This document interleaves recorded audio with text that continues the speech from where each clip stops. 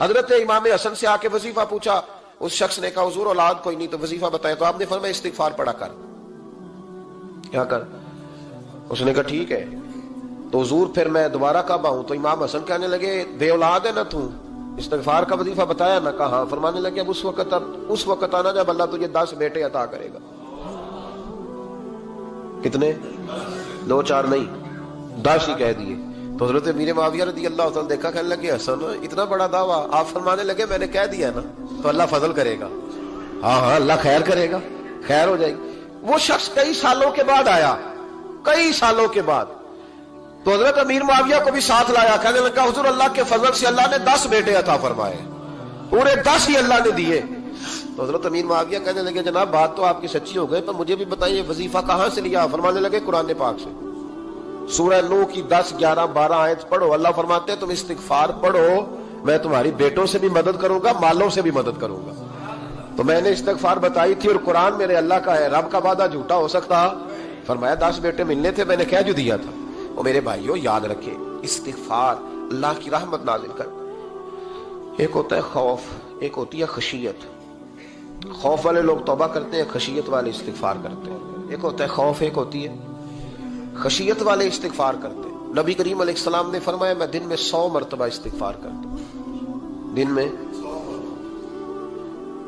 توبہ والا کہتا ہے کہ میں بھول گیا تھا، مجھے معافی مل جائے، اور خشیت والا کہتا ہے میرا یار ناراض نہ ہو جائے، وہ استغفار ہی کرتا رہتا ہے، وہ معافی مانگ۔ حضرت رومی نے مثال دی ہے، فرماتے ایک عورت تھی تو بھیک مانگا کرتی تھی، ایک دن بادشاہ کے دروازے پہ بھیک مانگنے گئی تو بادشاہ کو پسند آ گئی، اس نے نکاح کر لیا۔ 20 کنیزائیں اس بی بی کے پاس تھی خدمت کرنے کے لیے، روٹی دینے کے لیے، کپڑا دینے کے لیے، لیکن وہ ہر وقت روتی رہتی تھی، ہر وقت روتی۔ ایک سمجھدار کنیز کہنے لگی کہ ملکہ اب تیرا درجہ بہت بڑا ہے، تو ہر وقت روتی رہتی ہے، معافیاں ہی مانگتی رہتی ہے ہر وقت، کون سی ایسی نعمت ہے جو تیرے پاس نہیں؟ تو وہ کہنے لگی اس لیے تو روتی ہوں۔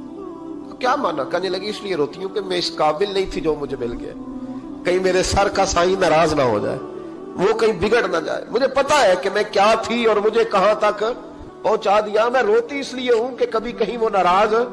حضرت عمر اس لیے روتے تھے کہ کہیں مصطفیٰ ناراض نہ ہو جائے، حضرت ابو بکر اس لیے تڑپتے تھے کہ کہیں اللہ کا فضل روٹھ نہ جائے۔ یہ جو مولا علی اپنے کمرے میں بیٹھ کے زور زور سے استغفار پڑھتے تو اس لیے نہیں کہ بڑے پاپ تھے جن کی معاذ اللہ معافی مانگتے تھے، اس لیے کہ رب رسول کہیں ناراض نہ ہو۔ خشیت تھی کہ جہاں ہم پہنچے ہوئے کہیں وہاں سے واپس۔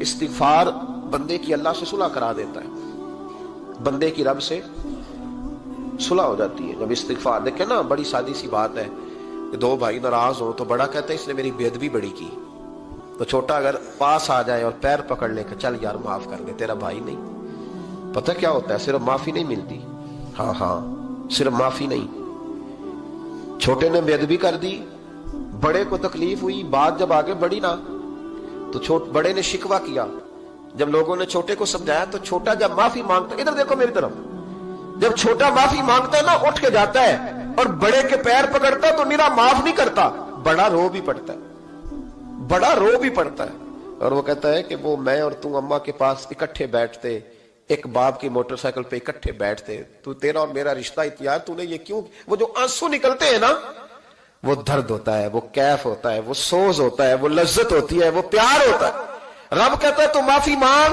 انہو کان غفارا، تو معافی مانگ، میں تجھے معاف بھی کروں گا، تیرے اوپر رحمت بھی فرماؤں گا، تیرے اوپر کرم نوازی بھی کروں گا، تجھے نواز دوں گا، تجھے عطا کروں گا۔ حضرت موسیٰ کلیم اللہ علیہ السلام کا زمانہ مبارکہ تھا، قحط پڑ گیا، بارش نہیں ہوتی۔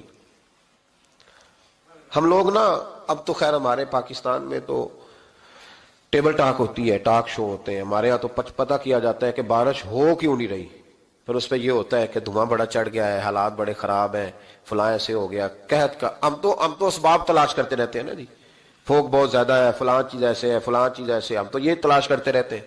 وہ لوگ یوں نہیں کرتے تھے، وہ سیدھے جا کے مصلوں پہ بیٹھتے تھے، اس لیے کہ وہ کہتے تھے جب رب چاہتا ہے تو پھر کوئی چیز کسی چیز کو روک سکتی، وہ سیدھے مصلے پہ بیٹھتے۔ اعلیٰ حضرت فاضل بریلوی رحمۃ اللہ علیہ کے پاس ایک مولانا محمد حسین آئے، وہ فلکیات کے بڑے ماہر تھے، تو اعلیٰ حضرت نے فرمایا ذرا ستاروں کا حساب لگا کے دکھاؤ بارش کب ہوگی؟ کہنے لگا پورا مہینہ تو نہیں ہوگی، تو اعلیٰ حضرت رحمت اللہ علیہ فرمانے لگے کہو کہ میرا علم کہتا ہے مہینہ نہیں ہوگی، اللہ چاہے تو ابھی ہو سکتی ہے۔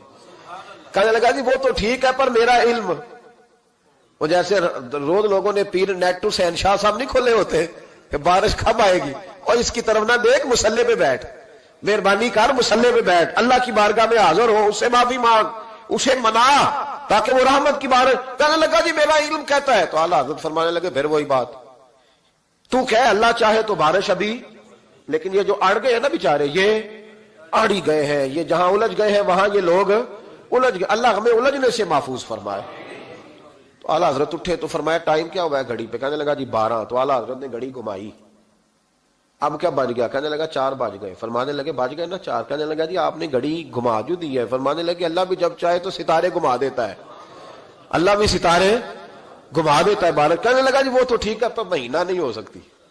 اڑا ہوا بندہ، اس کا کوئی علاج ہے جو اڑ جو جائے، اس کے لیے قرآن کہتا ہے وَإِذَا خَاطَبَهُمُ الْجَاهِلُونَ قَالُوا سَلَامًا، اسے سلوٹ کرو دور سے، اسے کو تو جان اور تیرا۔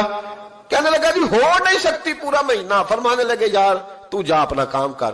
وہ شخص کہتا ہے میں نے دروازہ کھولا اعلیٰ حضرت کا، کمرے سے باہر نکلا تو تیز بارش ہو رہی، واپس آیا تو میں نے کہا احمد رضا یہ عقیدہ کہاں سے لیا ہے؟ فرمایا دروازہ مصطفیٰ سے لیا ہے صلی اللہ علیہ وسلم۔ تو یاد رکھیں کہ اللہ کو منانا چاہیے، استغفار کرنا چاہیے، اس کی برکات۔ حضرت موسیٰ ساری قوم کو لے کے نکل گئے۔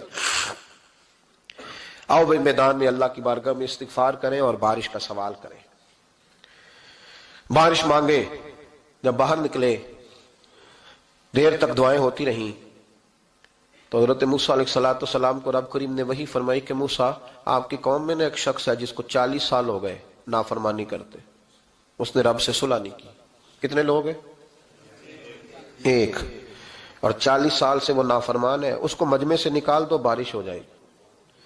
اگر ایک گناہ گار کی وجہ سے بارش رک جاتی ہے، اور جہاں دروازے کھلے ہوئے ہوں، جہاں تنہائیاں خوفناک ہوں، اور جہاں تباہی اتری ہوئی ہو، اور جہاں لوگ کروڑوں روپیہ مال ہڑپ کر گئے ہوں، اور جہاں علماء کو ہتھ کڑیاں لگا کے ٹھنڈی زمینوں پہ لٹا دیا جائے، اور قوم کہہ رہی ہو اچھا ہوا اچھا ہوا، اور لوگ پھبتیاں اڑا رہے ہوں، مذاق کر رہے ہوں، تو پھر اس قوم پہ کس طرح کر کے فضل الہی۔ اور یہ مولوی کا معاملہ نہیں، یہ تو ممبر رسول کا معاملہ ہے۔ میرے مصطفیٰ نے یہ نہیں کہا پیر میرا وارث ہے، حضور نے فرمایا عالم میرے دین کے وارث ہے۔